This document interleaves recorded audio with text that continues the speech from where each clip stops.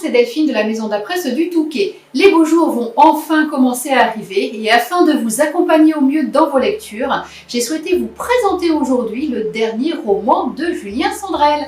Il s'intitule Vers le soleil et il est paru le 24 février dernier aux éditions Calman Lévy. Alors, souvenez-vous, Julien Sandrel, son premier roman, La Chambre des merveilles, qui a connu un véritable succès puisque traduit dans plus de 26 pays. Et la belle aventure pour Julien continue puisque son roman est en cours d'adaptation cinématographique. Alors, Vers le soleil est le 4e roman de Julien et j'ai été très agréablement surprise puisque cette fois-ci, Julien est sorti, je dirais, de sa zone de confort en se mettant dans la peau de son personnage principal qui est cette fois-ci un homme et qui se prénomme Sacha. J'ai retrouvé à la lecture de ce roman la plume fluide et sensible de Julien et ce qui m'a véritablement touchée, c'est le fait que Julien a souhaité nous parler de ses racines italiennes au travers de l'intrigue de ce roman qui bien entendu se déroule en Italie, mais également au travers de tous les personnages que nous pouvons croiser au fil des pages. Vers le soleil, c'est une magnifique histoire d'une rencontre entre un jeune homme et une petite fille.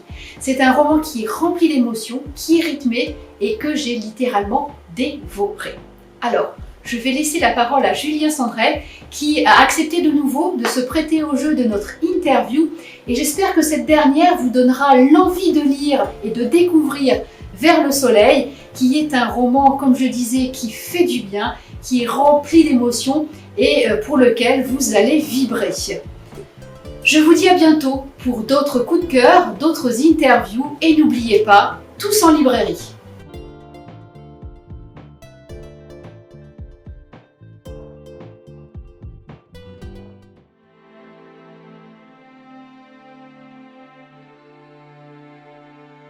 Vers le soleil, c'est l'histoire d'une famille en apparence tout à fait normale et en réalité très particulière. Une famille composée d'une femme, d'un homme et d'une petite fille. Cette famille part en vacances en Toscane et l'ensemble des secrets et mensonges à l'intérieur de cette cellule familiale vole en éclats lorsque la maman de cette famille est portée disparue dans l'effondrement du pont de Gênes le 14 août 2018. Le secret mensonge principal dans cette famille, c'est quand même que l'homme n'a absolument aucun lien légal avec la petite fille. Donc il se retrouve tout seul en Toscane avec cet enfant de 9 ans. Il sait qu'il n'a aucun lien légal avec elle et que donc si la maman ne sortait pas vivante des décombres, eh bien il risquerait de la perdre à jamais. Donc il a quelques jours seulement pour se questionner sur la réalité de ses sentiments pour cette petite fille et peut-être décider de fuir avec elle.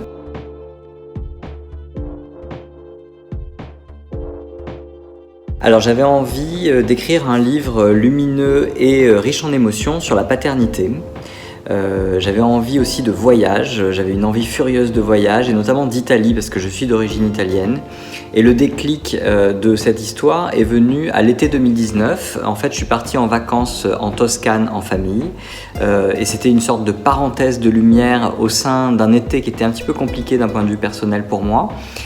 Et en fait, je ne sais pas si vous êtes déjà parti en Italie par la route depuis la France, mais il y a une sorte de passage obligé qui est la ville de Gênes.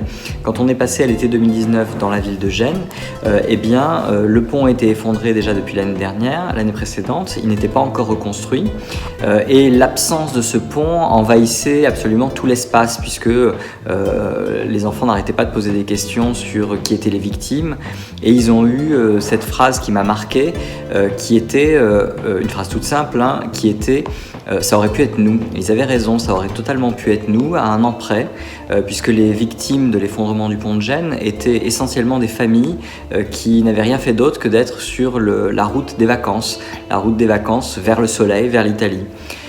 Et donc en fait quand je suis revenu de ces vacances en Toscane, eh bien j'ai décidé d'inscrire ce livre sur la paternité dans le terroir toscan parce que j'ai adoré la Toscane, j'ai adoré cette région, la lumière, les villes, l'ambiance, les pierres, notamment la ville de Sienne qui a donné son prénom à la petite fille du livre. Donc j'ai décidé d'écrire ce roman sur la paternité dans la région de la Toscane avec comme toile de fond l'effondrement du pont de Gênes.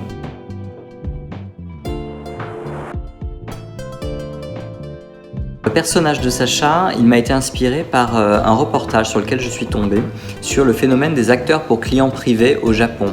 Il y avait dans ce reportage l'exemple d'une jeune femme qui avait fait appel à une vingtaine d'acteurs pour jouer le rôle de sa propre famille lors de son propre mariage. Donc elle voulait tellement pas que sa future belle-famille rencontre sa famille à elle, qu'elle a préféré faire appel à des acteurs qui jouaient le rôle dans la vraie vie, donc de son père, sa mère, son oncle, sa tante.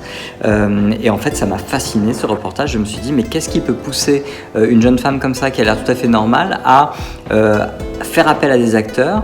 Qu'est-ce qu'elle a pu vivre pour vouloir à ce point éviter qu'il rencontre sa vraie famille? Et d'un autre côté, je me suis posé des questions sur ces acteurs qui acceptent ce genre de mission.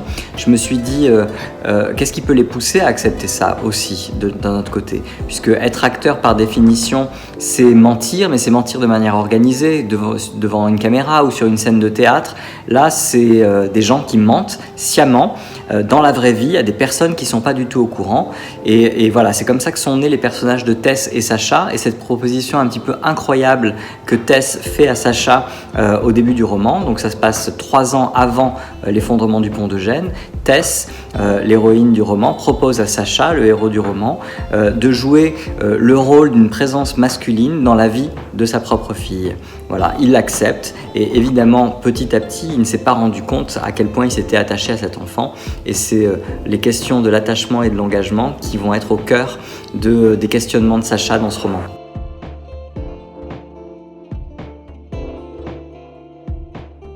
Il y a certainement une part de moi dans Sacha, comme il y a une part de moi dans chacun de mes personnages. En fait, il n'y a aucun de mes personnages de mes différents romans, il n'y a aucun de mes personnages qui me représente véritablement. En revanche, je mets évidemment toujours un peu de moi, d'autant que j'écris à la première personne la plupart du temps. Donc évidemment, j'essaye de me glisser dans la peau de ces personnages en tenant compte de leur passé, de leur psychologie, qui est forcément différente de la mienne. Mais leur manière de réagir, dans leur manière de réagir, il y a forcément un petit peu de moi. En tout cas, les considérations sur la paternité, évidemment c'est Sacha qui les prononce. Il y a certainement des points communs entre ce que pense Sacha et ce que je pense sur certains sujets. En revanche, Sacha n'est pas moi.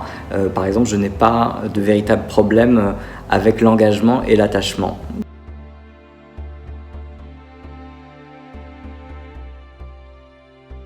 Moi je suis d'origine italienne, mon grand-père était italien et ce grand-père justement est décédé à l'été 2019. Donc c'est l'été où je suis parti en vacances en Toscane et c'est dans ce contexte qu'est née l'idée de ce roman. Donc ça faisait un moment que je tournais autour de l'idée de l'Italie. J'avais envie d'ancrer un de mes romans ou plusieurs de mes romans dans un terroir italien. Et donc là ça s'est présenté probablement provoqué par le contexte avec d'une part le décès de mon grand-père et d'autre part hasard ou destin ou coïncidence, je ne sais pas, mais ces vacances en Toscane qui ont fait que tout ça s'est mélangé dans mon esprit jusqu'à former ce roman. C'est important pour moi en tout cas de parler des racines d'une manière générale. C'est un thème que j'explore un petit peu dans tous mes romans. En tout cas j'explore la famille, l'amour au sein des familles, mais aussi la transmission entre générations dans chacun de mes romans, notamment dans La vie qui m'attendait. Les racines, la recherche des origines et des racines était quelque chose de très important. Donc là ça l'est évidemment, ça l'est moins en termes de thématique dans ce roman, mais le fait que ça se passe en Italie c'est évidemment très signifiant pour moi.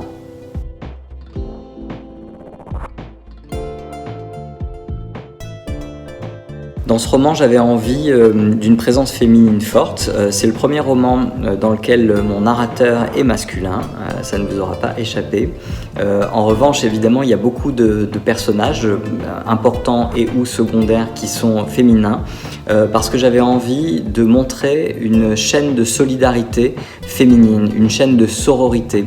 Le point commun entre un certain nombre des héroïnes féminines de ce roman, c'est qu'elles ont été plus ou moins directement les victimes de violences, qu'elles soient conjugales ou autres, en tout cas victimes de violences faites aux femmes, et qu'elles ont réussi à s'en sortir, notamment en s'entraidant. Et j'aimais beaucoup cette idée d'un fil comme ça qui relierait les différents personnages féminins autour de Sacha, qui aiderait Sacha et qui s'aiderait entre elles également.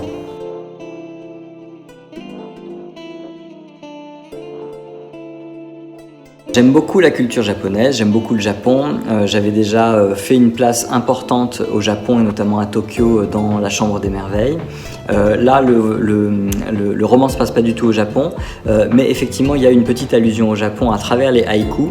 Mais la raison essentielle pour laquelle j'ai doté mon personnage Sacha de la passion des haïkus, c'est parce que j'avais envie pour lui de passion qui soit cohérente avec sa personnalité. Sacha, c'est un homme qui, au début du roman, est vraiment dans l'éphémère. C'est quelqu'un qui a du mal à s'attacher, qui ne veut pas s'attacher, qui ne veut pas s'engager, qui veut être dans des relations éphémères.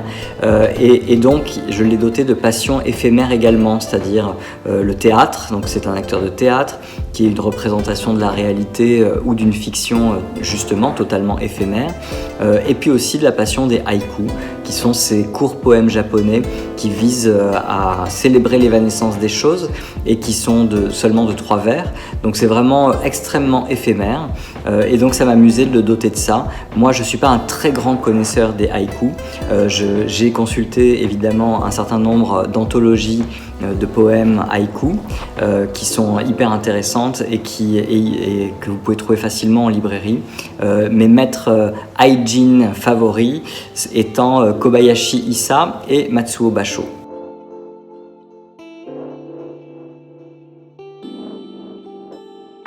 L'aventure de la Chambre des Merveilles, c'est une aventure absolument extraordinaire, c'est même une aventure surréaliste. Jamais je n'aurais imaginé que ce roman ait un tel destin, un tel chemin.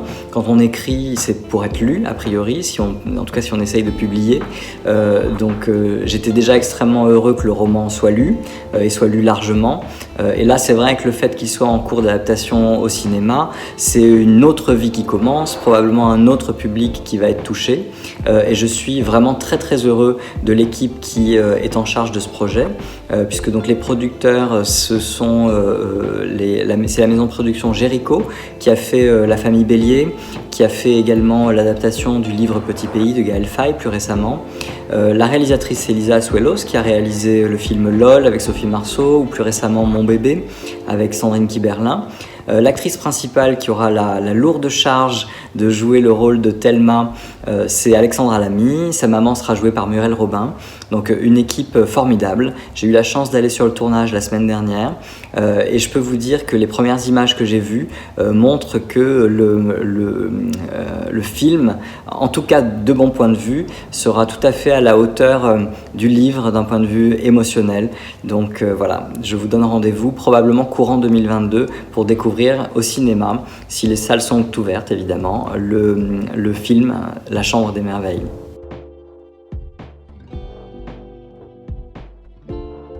Ce roman Vers le soleil, j'ai commencé à l'écrire avant le confinement et je l'ai achevé pendant le confinement. Donc ça n'a pas affecté véritablement ce que j'avais prévu d'écrire ni ce que j'avais envie d'écrire. À aucun moment je me suis dit que j'avais envie d'écrire sur le confinement ou sur la pandémie parce que justement je me disais que les gens auraient certainement besoin d'autre chose et besoin de s'évader, comme moi j'avais besoin de m'évader. En revanche, je pense que l'impact que ça a eu, c'est que comme on ne pouvait plus voyager du tout, eh bien j'avais tellement envie de voyage que j'ai dû mettre dans ce roman toutes les envies de voyage que j'avais. Et donc ça a peut-être aidé toutes les descriptions de voyage sur l'Italie, sur la Toscane, sur Venise, parce que j'étais tellement heureux de me projeter dans des paysages aussi merveilleux alors que j'étais chez moi enfermé pendant 2 mois dans un bureau. Donc voilà, donc je pense que cette période a fait probablement que le voyage en Toscane que je propose dans Vers le soleil soit aussi lumineux finalement.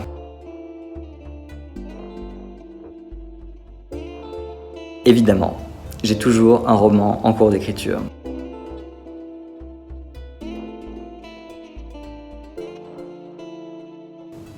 Je pense les deux. Spritz. Limoncello. J'adore le limoncello. Je pense que ma ville italienne préférée, c'est Sienne. J'ai adoré l'ambiance, l'atmosphère, cette ambiance presque Harry Potter que je décris dans Vers le soleil, avec ces quartiers médiévaux qui ont chacun leur emblème, chacun leur drapeau.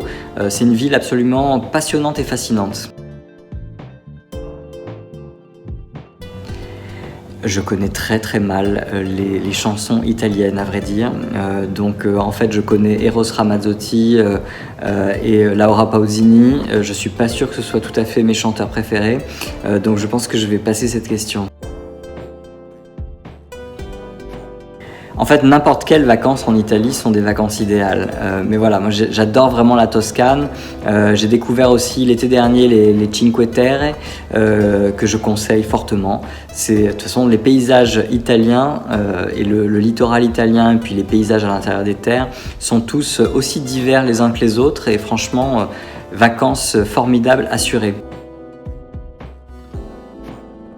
Écrivain italien, je dirais les classiques contemporains, on va dire Umberto Eco ou Elena Ferrante. Je pense que la Dolce Vita, c'est un peu un mythe et en même temps une réalité. C'est-à-dire que quand on est en Italie, on se sent bien, on a envie de profiter, on a envie de passer du temps, pas à ne rien faire, mais en tout cas à être dans la nature, à être dans la lumière, à boire en effet un spritz ou un limoncello en regardant le soleil décliner. Et en même temps, évidemment, la vie normale quotidienne des Italiens n'est pas forcément une dolce vita. Mais il y a quand même, malgré tout, quand on se promène, notamment dans des villages italiens, une atmosphère et une incitation à la détente ou en tout cas au ralentissement qui est juste hyper dépaysante pour un Parisien stressé comme moi, par exemple.